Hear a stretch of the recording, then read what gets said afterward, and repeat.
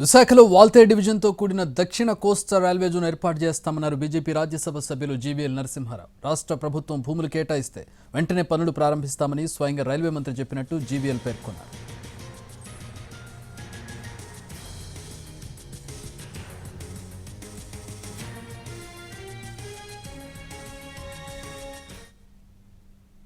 ఇక్కడ railway zone 2019లో sanction చేసిన నిర్మాణం జరగకపోవడానికి కారణం ఇక్కడి నుంచి రాష్ట్ర ప్రభుత్వం నుంచి సహకారం లేకపోవటమే.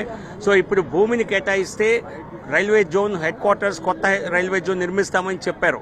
ఆ సందర్భంలో మేము రైల్వే శాఖ మంత్రి గారిని కోరగా సరే అయితే వాల్తే డివిజన్ కొనసాగించమని మేము అభ్యర్థించాం. ఇక్కడ ప్రజల్లో అదొక ఆశ ఉంది, ఆలోచన ఉంది.